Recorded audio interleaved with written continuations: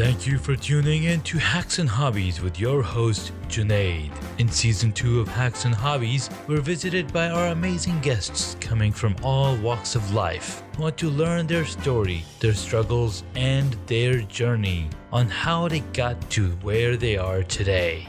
So stick around.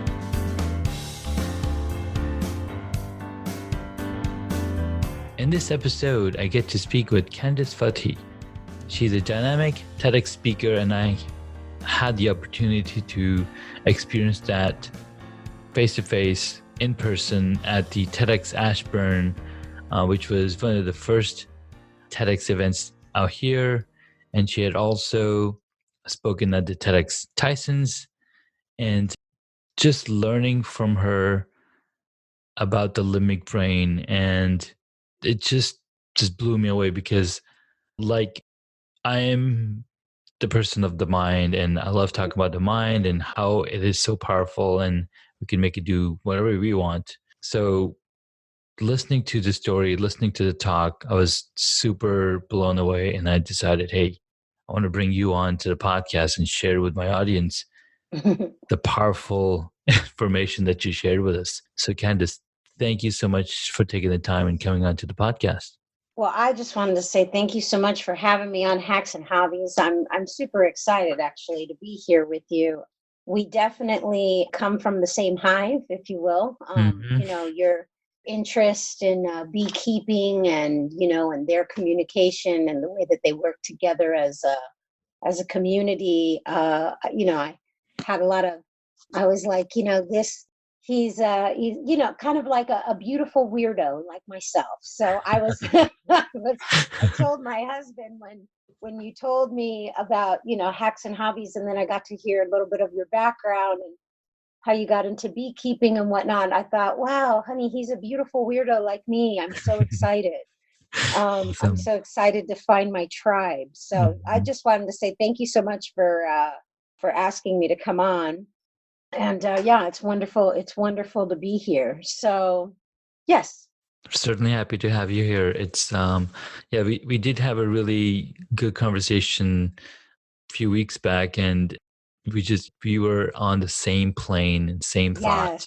And and it's just like we're miles apart, but being on the same level and playing field and listening.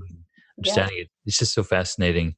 Yeah, I heard something recently. It was actually on Super Soul Conversations with Oprah, and she was speaking with a speaker from, I guess he's from the Agape movement, forgetting his name right now, but he's talking about, basically that your tribe has your vibe. And that as you begin to vibrate, at the level where you're supposed to be authentically, your tribe just kind of comes in on that level with you, and they it pulls in the more that we are authentically ourselves, the more that we are just uniquely, awkwardly, weirdly operating on our own vibration. So Absolutely. We definitely have we are part of the same tribe. Yes So Candice, it's really fascinating to hear about the talk, but there has to be some backfilling, like where did it all come from? What's your story? What journey did you take to get here? Right. Well, my journey actually began, I began my journey as a misfit. I was told as a child, this was an accident, this was a mistake, this was being a misfit to other kids around me. I was actually twice exceptional I started school at, I think I had just turned 4 years old. So I was reading before 4. Nice. And I passed all my kindergarten tests.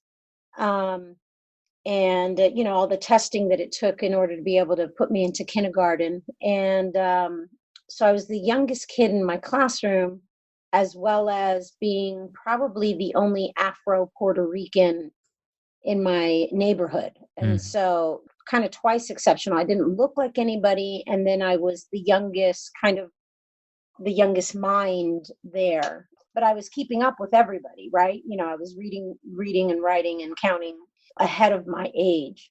Yeah. And so that situation, being kind of twice exceptional, it caused a lot of bullying, and there was a lot of struggling, a lot of struggle. And so Wow. that, so bullying at a young age, and I share about this in my TED talk very briefly, but kids would make fun of my afro, and they would make fun of me, and they'd call me, names like the N word. This one day, my teacher changed all of that just by a simple act of compassion. Hmm. And she asked me, what was going on. She asked me how she could help. She didn't assume that she knew how to help. She noticed that something was amiss, and she asked me what was going on. And I told her, I said, I think they're making fun of me because I didn't have my hair combed. And I mean, because Yeah, when you're a child, you have no idea about, exactly. gender bias, racial bias. You have no idea, Nothing. so in your mind you're like, oh, it's because I didn't have time to comb my hair this morning, Hmm. so that's the reason why they're making fun of me. Yeah. And she asked me how she could help, and I pointed out told her I needed to have my hair afro picked. And she was not an ethnic woman. She had no idea what an afro pick was. And Hmm. I pointed out a picnic fork that was on the table, and I said, "Hey, it looks like this. Can you use this to pick out my hair?" Yeah. And she picked out my hair, probably, maybe, 2 seconds, 3 seconds, but the moment I understood that I was safe Yeah. and I was okay, I I was able to join the rest of the kids on the recess. And Mhm. it's funny because some people have asked me, well, did you get bullied after that? And I'll be honest with you, Jeanette, I had I don't No know. idea. No idea. Hmm. Because in my mind, I was a part of a tribe. So Yeah. in my mind, once my mind thought that I was in a safe place, you know, Didn't it's care. like it's like the Matrix. The arrows Mhm. are coming in, and they're flying right over your head. Yeah. And so I was able to do very well in school, obviously. And but the struggle continued, obviously, through college. I Hmm. didn't know how I learned, and so it actually took me 8 years to finish undergraduate school. Oh wow. Okay. Oh yeah. Oh yeah. So I didn't, the learning of how I learn and how my limbic brain is, and where my inner genius lives, that has been a recent phenomenon for Mm. me. And I had to figure out if, what Einstein said was true. It was basically their word, you know what I mean? Mhm. They being the collective they. Yeah.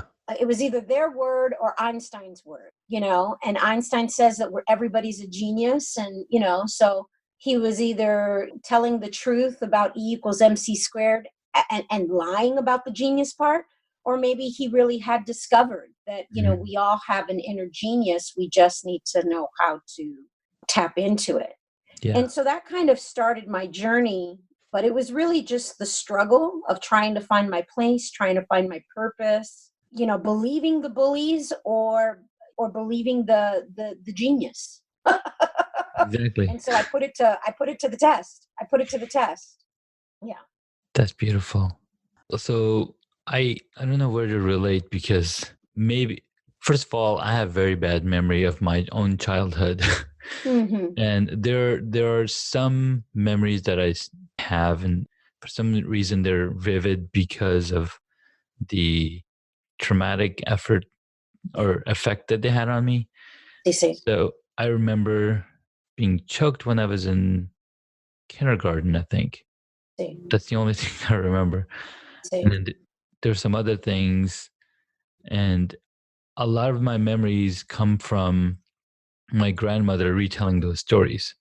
Okay. So that's really like, and she would tell me, I would always run out of the house, and I'll always be outside playing. I never want to Hmm. be indoors. Hmm. And I see that But what I wanted to get to was, it's really interesting to see that once you're in that safe place, you're now able to, like, all right, everything's okay. Let me use my mind and let's get to, let's get to the happy part, or to Yeah, let's learn. let's Let's learn. discover. Let's invent. Let's innovate. Let's create. Yeah. Yeah. Yeah, Yeah. your mind is not able to do that unless unless it's safe. And so, like, probably for you, so my husband comes from a very difficult childhood. He's a war refugee, Mm, and so he experienced wartime and over in the Middle East. And so, there's a lot of things that he doesn't like to remember because of the trauma. mm, And it was interesting because there are certain foods, for example. So your limbic brain holds, it not only does it hold your most authentic self, but it also holds long-term memory. It holds music. It holds sensory. yeah. um, so things like taste and smell and feelings and touch, Mm-hmm. uh, sensations like heat and warmth, all of that lives there in the limbic part of your brain.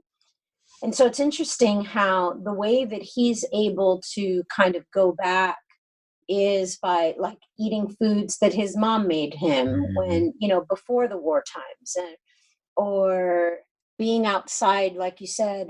Mm-hmm. He was telling me how he remembers playing with his cars and playing with marbles Yeah. over and over and over for hours. And then, Yeah. when, his mom would call him in, I just got here. Meanwhile, he's been out there for like 10 hours, Yeah. Yeah. flicking the marble a certain way. I used to play with marbles too, right? So, Mm-hmm. there was the hopper, there was the flick with your thumb, there Mm-hmm. was, there was all these different ways that Interesting. Yeah. that you would play marbles and stuff. But I think that it's kind of like taking care of the child within, Mm-hmm. I have a Yeah. friend that wrote a book about that. And taking care of the child within is kind of like being us as adults going back and just tapping into that safe place, Mm-hmm.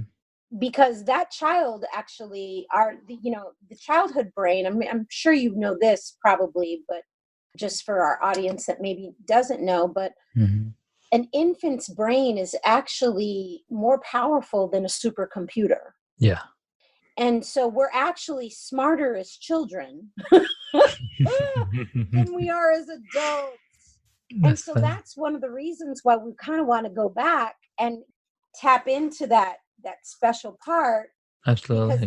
that is when we were actually at our highest level of genius, our highest level of empathy, our highest level of compassion, our highest level of forgiveness. I mean, think about, how children, even these kids, these older Yeah. kids that were teasing me and calling me the N-word. I had no idea what a Tigger with the N-word, you know what I mean? Mm-hmm. Mm-hmm. I Yes, didn't I know. get it. Uh-huh. I had no idea. What's a Yeah. Tigger? Is that like Winnie the Pooh? I no clue. No clue. Yeah. And it didn't make sense to me. And so, children have just a wonderful capacity.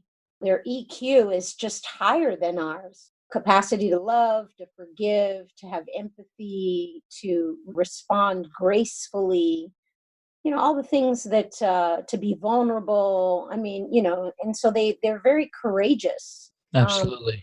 yeah, so that is where that's the golden ticket. That's the game changer. Wow. That's really interesting. And of course, it keeps reminding me, or keep going back to thinking about my children and their behaviors. And it's that learned behavior, right? That they Mm-hmm. learn from others, especially their parents and Mm-hmm. siblings. And, like, I always tell my sons, whatever you guys do, your little sister's going to learn. And they'll be like, but we don't want her to learn. Like, well, you can't. If you don't want her to learn it, then don't do it yourself. It's really interesting. And so, and it's also, what's also interesting is each child brings their own personalities. Yes. I can tell my older one some things, but then if that same tactic Nope. will Yep. not work With the on the second one. second one, Yep. Yep. Or the and third. Yep. or the third, and we're like, oh my God, this is really hard. Yeah. Yeah. Well, it's like what we were talking about in our first conversation is that Yeah. all of us divinely uploaded with a software already. Mhm. We already have software uploaded. Yeah. We don't, unfortunately, It's factory installed. it's already factory installed. It's already factory installed. And so the othering that takes place once we learn how to read, once we learn how to speak, it's a lot of othering, a lot of categorization, a lot of siloing, a lot of othering that takes Yeah. place. It's us and Exactly. others. But there was a time that you and I and your children, we all spoke, a time in our life that we all spoke and we were all operating on the same vibration. We were all, we all spoke the same language Yeah. and we understood each other. Yeah. Um, Exactly. and we understood each other. And then we take on learned behaviors. Yes. We take on learned behaviors. We see somebody doing something Yep. and we do the same. And that reminds me of back in the days. Well, not back in the days. It's basically when there was two crow fighting, and this is Mm-hmm. like way behind, right? And one crow died. So then the Mm-hmm. first crow, he basically dug in the ground Mm-hmm. and buried the dead crow. And this is around the same time when first man killed another man. Mm-hmm. And he's like, I don't know what to do with the body. Mm-hmm. And then God sent the birds to tell him, this is what you do with the dead body. Mm-hmm.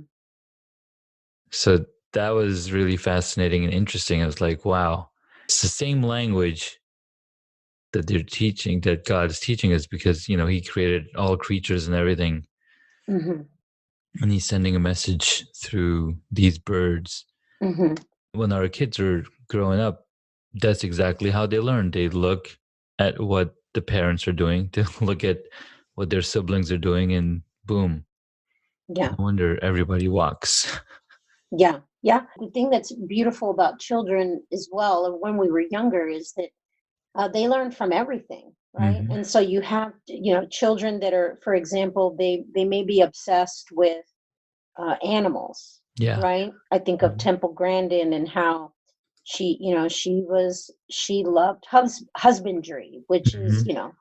cattle and horses, and she loved being on her auntie's farm, and Yeah. she learned so much Mm. from watching them, and observing them. And um it's yeah, we all speak, you're right, we all speak the same languages, even as the animals, and they Mhm. learn, they learn, children have the humility to learn from everything. Yeah. They can learn from a bug, they can learn from bees, they can learn from animals, they can learn from plants. Yeah. Children are really amazing like that. And they will learn from anything as long as they know that they're safe, Bravo. Eso. right? That part right there. Exactly. Exactly. Because some things that are interesting is, my when my child was younger, he was scared of dogs. Mm-hmm. Initially, he was not.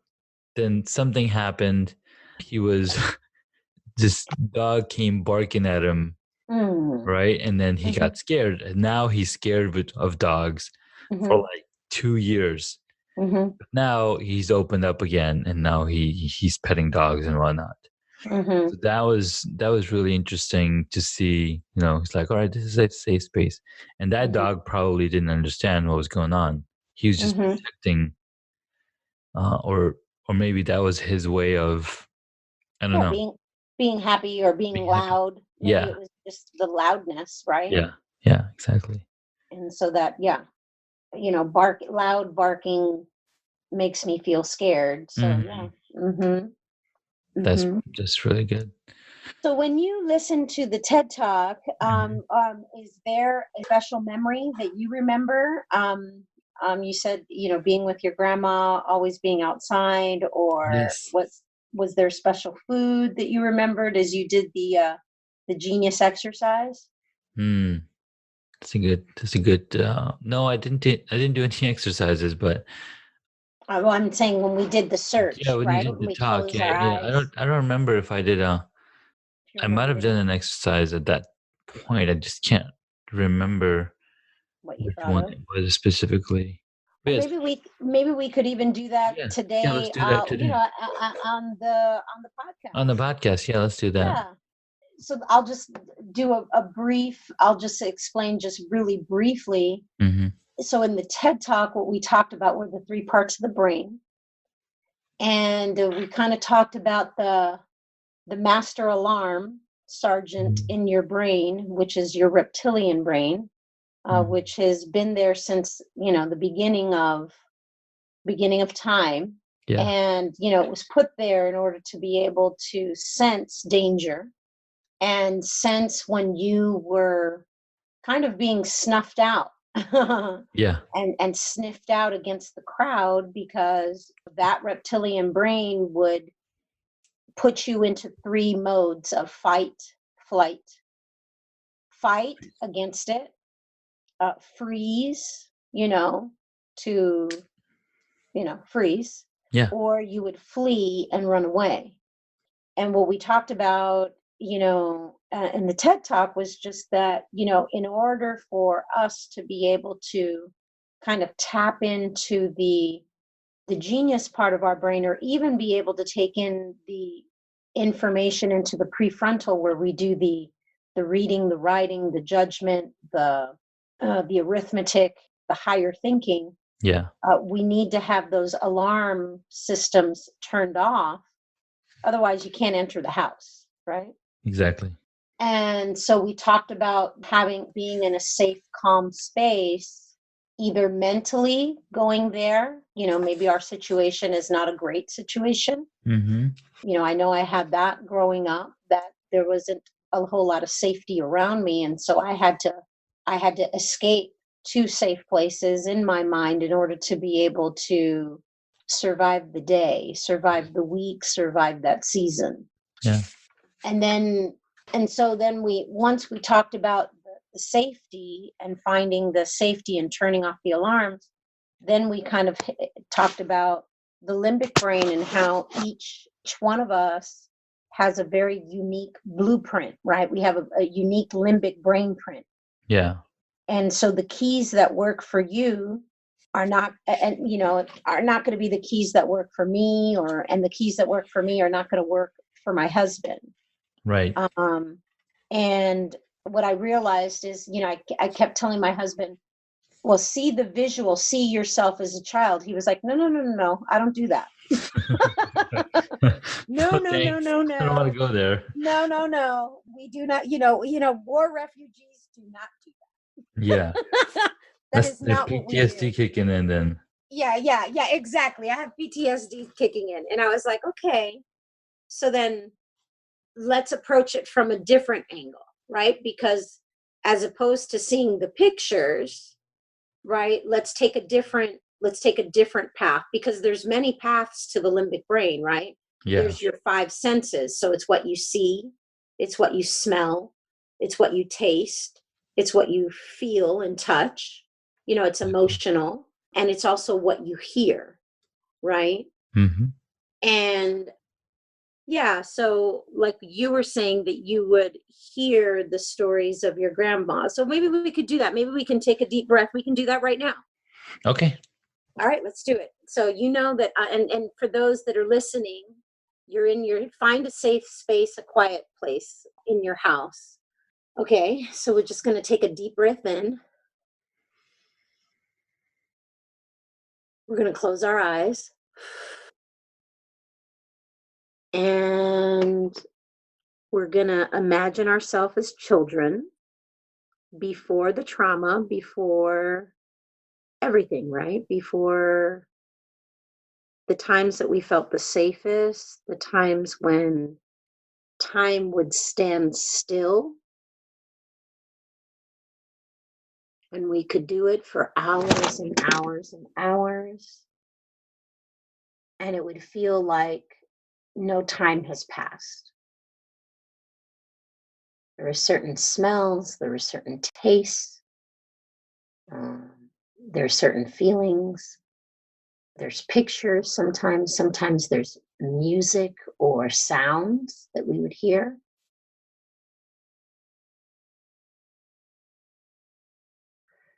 Now, take another deep breath in, blow it out.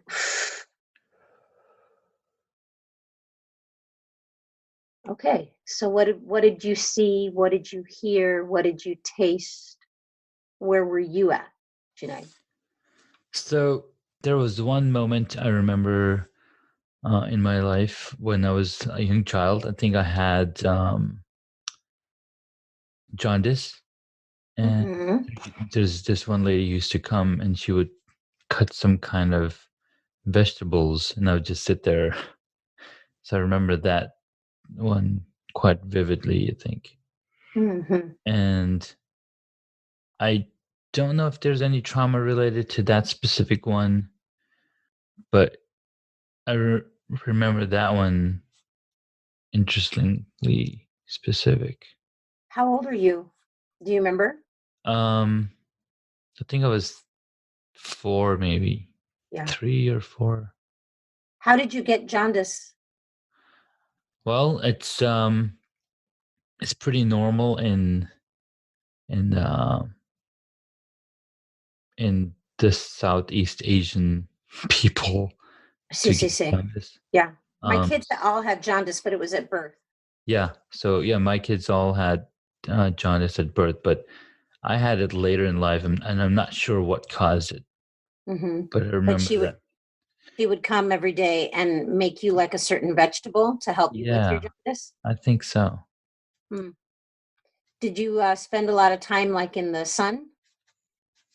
You know how Mm. they try to get you to I sweat. probably did. I mean, maybe that's where I get maybe that's where I got to the habit of being outside all the time Yeah, to because get the sun. they want you to, the beribillin. I know I'm not saying it, but The Billy Rubin. the bilirubin, right, Hmm. in your liver. Yeah, in order to be able, they want you to sweat and be out in the sun in order to Yeah, be able to turn the liver on. yeah, And so that it cleans the bilirubin out from the yeah, bloodstream. Right, yeah. right, right, right, right. And yeah, in fact, I interestingly enough, my OBGYN told me that, moms who nurse, Hmm. actually, because it's such a cleaner way to eat, Yeah. a lot of times the children will have jaundice, Hmm. because it's so clean that it's almost like the liver doesn't even need to turn on. It doesn't need to filter any, Exactly. it doesn't even Yeah. need to filter anything. And so, and she's like, don't worry about it. And I said, well, do I need to give them Similac, and do I need to give them all this man-made food or Hmm. man-made Hmm. milk? And she was Yeah. like, nope, nope. She was like, no, you don't. She was like, it will all come out. Your baby's going to be healthy. The liver eventually will turn on and you will Yeah. be fine. She was like, you will be fine. But Nice. thank God she was a great grandmother. She was Hmm. a great grandmother and a grandmother. And she happened to be my OBGYN to Nice. kind of, help me to put things into perspective. Yeah. See, She's like, your baby's fine. yeah, Your baby's exactly. fine. You'll Yeah. be fine. So what's really interesting, what I didn't learn, like what I learned just now, is that the reason for it is because the liver didn't turn on. Right. But the Wow. liver doesn't have to turn on. So there's I was never told that part. Mm-hmm. So that's something new that I learned. Cool. And Yeah. Mm-hmm. and then the other reason that we kept thinking, so when my first son was born, we were discharged like 2 days, and then we had to come back. Yes, we did too. Next day. We did too. And we stayed there for a whole week. And then we stayed there for a whole week too. Yes. Yeah, and then he's like in this little sunroom, little sun box, and then yep, with the little glasses on. Yeah, and then we have to feed them with the bottle, and we didn't know about his tongue tie because apparently I have a tongue tie and my dad had the tongue tie, so all my kids had tongue ties. So that prevented him from latching on correctly also. And we're just totally going into a totally different topic. But yeah, that was really interesting and wow, pretty crazy. The limbic brain, the safety net, and it's really powerful. And we noticed that, and we were in that almost every day. Yes. And we create safe spaces for ourselves, so then we can operate at our highest capacity. And companies have, done that in many respects. They'll create really safe spaces. Yes. And it's reminding me of this one TV show called I can't even remember. But in this show, one of the employees came up to her boss and she said, we should personalize our desks, our cubicles. And he's like, oh, that's a pretty good idea. And she's like, that will help people to operate on better. Work better. So the next day, the company took it upon themselves to personalize the cubicles for their employees. They made that's not what she meant. That's not what she meant, right? But this is a TV show and they have to make it funny. So there's like a cat group, there's a dog group, there's a rocket right, and the fish people. So now people with similar cubicles are banding together. And this one girl's like, I'm cat, but I want to hang out with the rocket people. I want to hang out. And then, she's now getting kickback, or she's getting pushback from like other cat lovers. Like, wait, you're a cat lover. Why are you hanging out with the rocket people? Like, exactly. Which goes back to, Einstein's theory, right? He goes, everyone is a genius, but the problem is that if you judge a fish by its ability to climb a tree, and so basically what we're doing is, in order for all things to be equal and fair, we judge, we put everybody on the same standard mode of operation, or we categorize them, and we do the othering that takes place, right? The cats and others, and rockets and others, and as opposed to, no, how about we all just personalize it our own unique way, and then you naturally find your tribe, right? Absolutely. Yeah, exactly. Like, had you not gone after your beekeeping thing, I would have never recognized you as a beautiful weirdo. You understand what I'm saying? Like, absolutely. I wouldn't have been able to because from the outside we look so different, but when you're vibrating at your authentic level, you're like, oh, hey, that's the person. He's on my same wavelength. He's on my same, I think of a spider, and how those webs go out. Remember that one in the movie Spider-Man? He makes that huge web, and then he just sits on the web and he listens for trouble. Yeah, that's right. And so it's like you make this beautiful web, right? And then your tribe will come in on that vibe. Like, it'll vibrate. And you'll be like, oh, okay, there's my people. Exactly. And that's really powerful, because I'm thinking about like other ways, and you can like literally punch in those exact words to find my tribe. What do I like to do? And that's what Bravo. that's what Seth Godin says, right? Seth Godin says, people like us do things like this. Yes. Right. So you're like, oh, I love beekeeping. Well, I'm going to search beekeeping and I'll find all the people that are also into beekeeping. Yes. But I'm a beekeeping in this specific area. And then so you like the more targeted, targeted you are in searching that specific person or that avatar. So it totally dives into like sales funnel technology and all of those things, because that's exactly what you're doing. You're tuning the radio to the station so you can find those specific people. Yeah. Yeah. And it really goes back to know thyself, right? Because the more that you know thyself, then you're always going to be, and unapologetically, you'll be tied into your tribe. And the more that you're tied into your tribe, the more that you yourself will surprise yourself, like, holy mackerel, I did all that. How'd I do that? Like, I look back on these last 2-3 years, I graduated. I'm first generation. So my parents, God bless them. They although they both were accepted into college, they started their family pretty much right out of high school. So they never finished college. Wow. So my brother and I are first generation, college graduates. Nice. And then I had the nerve, once I figured out how my brain worked, then I got the audacity to go after my master's degree in special education. Yeah. And Junaid, the thing that's hilarious is that my best friends that knew how much I struggled at UCLA, to graduate, they laughed at me. They were like, oh, you're not going back to college. You hate reading.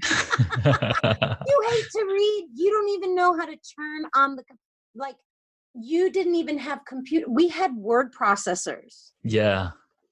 And like if you had word processor, that was like the bomb.com. If you had an electric typewriter, the time when I was back in college. Yeah. So there was no such thing as like the internet.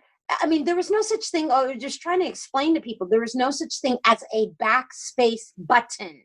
Oh yeah, absolutely. There was whiteout. And if you were fancy, you had a whiteout with a sponge tip. You know what I mean? Like, that was fancy. That was our backspace. That was like, dang. And then forget about when whiteout came out with like that little rolly tape. You could like erase a whole line. Sentence. That was like, whoa. Yeah. And so, that was advanced technology when I was in college, and so none of my friends believed me. And the thing that was crazy is that I finished ahead of my cohort. Yeah. I started in a cohort and for your master's. For my master's, I started with a cohort and I was behind all of them. Most of them were, I was twice the age of most of them in the room, and I was the butt of a lot of jokes. Yeah. Openly. I think I might have shared with you that openly, they, I was the butt of a lot of jokes. I mean, even the professor one time pulled me aside and was like, honey, are people making fun of you?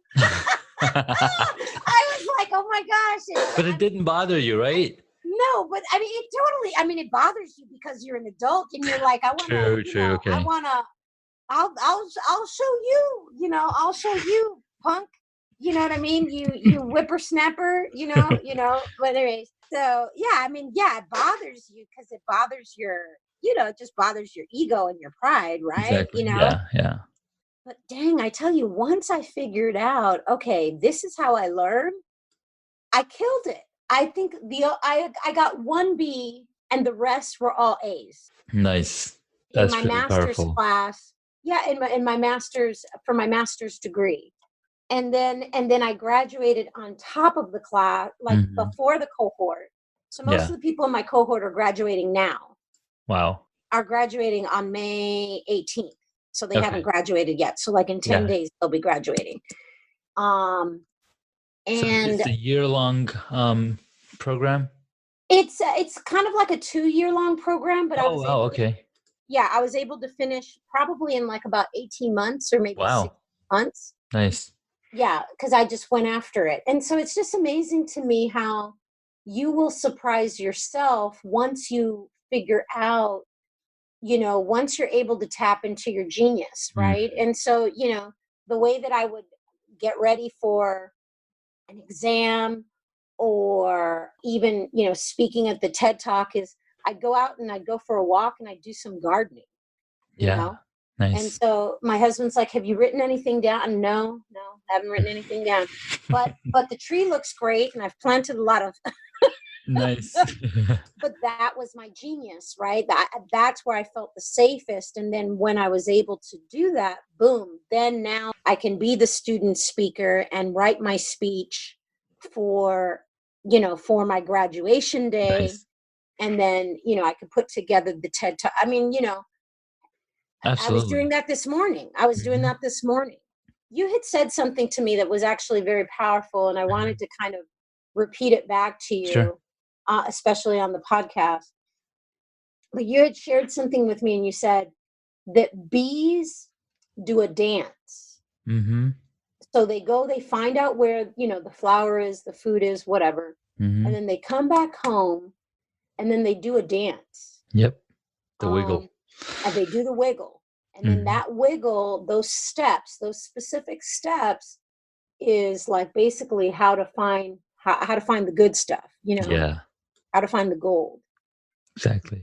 And I realized that in this process of doing the TED Talk and kind of, doing the wiggle, doing the dance moves of, in the TED Talk, finding your genius. Yeah. I realized that that's what I'm doing. I'm teaching people certain dance step. Okay, that step doesn't work for you. Okay, visual doesn't work for you because there's too much PSD. Okay, so then let's go to audio. Okay, now let's do the audio step. Okay, the audio won't work because of loud noises and barking dogs. Okay, let's jump to sensory and taste. Yeah. And maybe it's a certain music that makes you feel safe, but there is a special, like an Egyptian sarcophagus, or like in the movie with Nicolas Cage, not The Mummy, but like in some of those Adventures of the Lost Ark, well, Raiders of the Lost Ark, they have like the Egyptian, the national treasure. Yeah, like a national treasure, like they have, like the Egyptians had this combination lock, and it had to be on certain letters or certain, certain pictures in order for it to unlock. Yeah. And I think that our brain is the same way, and that's what I've discovered about myself is that certain steps and certain movements and certain sounds and certain tastes take me to a deeper level of my genius, Yeah.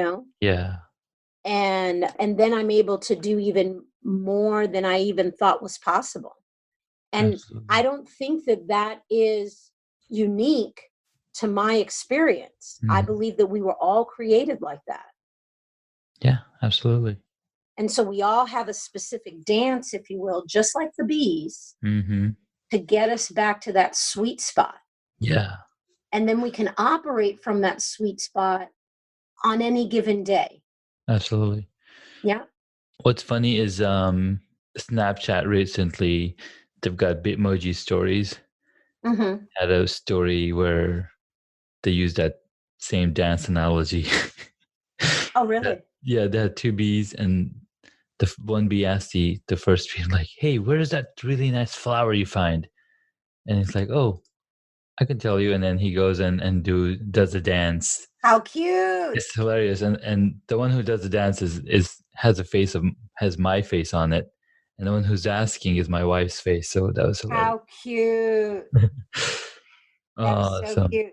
Yeah, that's really cute. Yeah, it's, a lot of the companies, what we're talking about, with safety and belonging, and safe place and performing at the highest capacity, a lot of companies are actually kind of getting hip to the fact that if they want to have better performance, then they have to be very, careful and protective of their company culture. Yeah. And Exactly. the ethos, the environment that is within their culture. Gary Vee talks about it a lot, how hiring is guessing, firing is knowing. Is knowing, like, I don't want this, I don't want this, I don't want this. Nope. And what's really interesting about that is how there's a talk about Apple and how Apple's, they say no a lot more times than they'll say yes, because they know exactly what they want in their audience's hand. All right. Really awesome chat. Loved it. Satya is doing a fantastic job being the CEO of Microsoft, because he is leading the company through empathy. Absolutely. He's a father of a child of children with different abilities, with special needs, and he has gotten that company, not he himself, but the philosophy of building on trust and empathy. That's the reason why they're $1 trillion company. That's and right. So, if we want to learn with our little small businesses, or we want to learn with our little, whatever, small communities, small churches, small families, you have to build on empathy. You have to build on safety. It's it's no longer a joke anymore. You know what I mean? It's That's no true. longer like, oh, that's what the hippies believe. Yeah. And that's one of the reasons they've acquired or gotten companies like LinkedIn. They've got companies like Linda to help teach and help bring that to the forefront. Absolutely. Fantastic. Absolutely. Yep. All right. So what is one hobby that you wish you got into? So I honestly wish that I would have gone after anthropology, or even I had written this down. I do believe that there's so much that we could learn from animals. I mean, I'm doing my research now, obviously, with our book about our children's book that we've written about animals, and, more children's books that, we're going to be launching and releasing about different animals and learning from them. But I kind of wish that I went after that. I was too afraid to embrace my beautiful weirdness. And so I promised my family that I was going to be a lawyer or a doctor for way too long. Before I finally was just like, you know what? I just need to embrace my beautiful weirdness and be good at what I know I'm good at. Anyway, nice. Yeah. Absolutely. So yeah, I wish I would have gotten more into that. I think there's a lot that we can learn from animals, from bugs, even from microorganisms. There's a whole hierarchy. Oh yeah, absolutely. That is out there. From these things that don't even have brains, anyways, we can learn from viruses. So yeah, I wish I would have embraced my geekiness a long time ago, because I mean, they are truly my tribe. Nice. Yeah. All right, next question, and this is about what is your favorite movie or TV show? Oh gosh, I have too many. Say Anything reminds me of high school and all the music. Notting Hill is just, I mean, I can always laugh. The Story of Us. Yeah. I always watch that whenever I need to, whenever I'm having a hard time crying. I could literally just watch, the introduction, Eric Clapton's guitar playing, and I cry. Anything Disney, because with kids, you know how that is. Oh yeah. Yeah. Anything Disney. I mean, I probably bring up Pixar and cartoon movies in my daily rhetoric every single day. Even when I'm doing counseling sessions with these people, I always refer to, because I'm a visual person, so I always refer to like the visual arts, to kind of make my point. The one movie that resonates with our topic, Inside Out. Yeah. Such a powerful movie. Yes. It's just amazing. And I was listening to a podcast, Pop Psych 101, and there was a conversation, and they were talking about the movie. And the main person on that podcast, he's a licensed therapist. And he was like, that movie was on point with exactly what happens with the brain. Yes. Right. There's so many. Yeah. I loved the visual analogies of, pain and family and memories and long-term memories when they're, and then when things go down into the subconscious. Yes. Yeah. It's powerful. And, yeah. Cool. And to that, we have the next question. Who is your favorite superhero? All girls like to say Wonder Woman, right? Because I honestly, when I was young, I thought that if I spinned around enough, I would turn into Wonder Woman. I seriously thought that. Linda Carter. Yeah. And still is in my mind. She's like, life-size Barbie. With blue eyes and brown hair and gorgeous eyelashes. So I loved Linda Carter and I loved Wonder Woman growing up, and I would spin in the backyard for hours. Nice. Hours. Yeah. Very cool. Yeah. All right. Last question. If you were a board game, what would it be? The word that's coming up is Risk, but I don't play Risk. Isn't Risk the one where you're basically take over the world, right? World, yeah. Maybe if I was a board game, I would Risk, because I like, I am adventure driven for happiness discovery. ADHD. I am that. I'm driven by adventure. I'm driven by daring. Yeah. I am driven by risk, and I do like the idea of spreading an idea that will saturate the world and make it a better place. Nice. Very cool. Love it. All right. So last but not least, where can my audience find you? So I can be reached at www.marvelvillage.com. That is our website. We can be reached on Facebook at the Marvel Village. We have a Facebook page. Very cool. It's private, but they, people can ask if they want to join. To be part of it. To be part of it.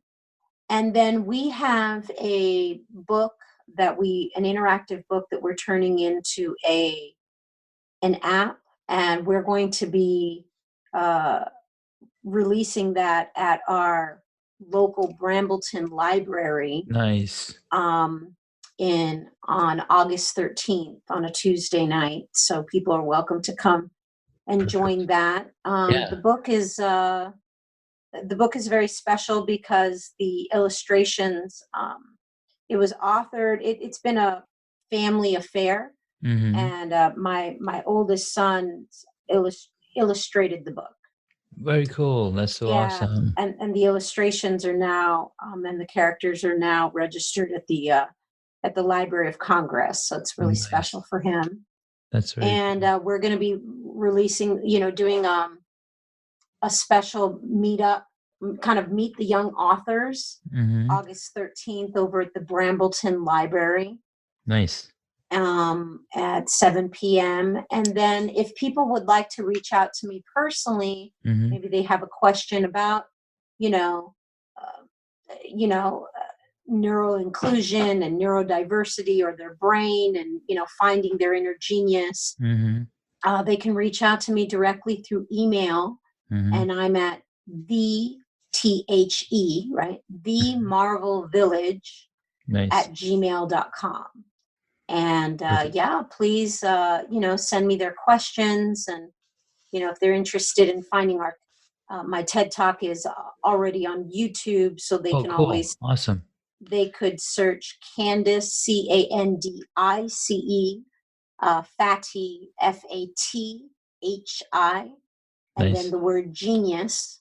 Or you can actually just search the word Candice and genius, and that will also reach you there on YouTube. I'll have all the links to all of the locations you mentioned in the show notes. So if anybody wants to get to it, they can simply go to the show notes, tap on the link, and get to the TED Talk, get to the website.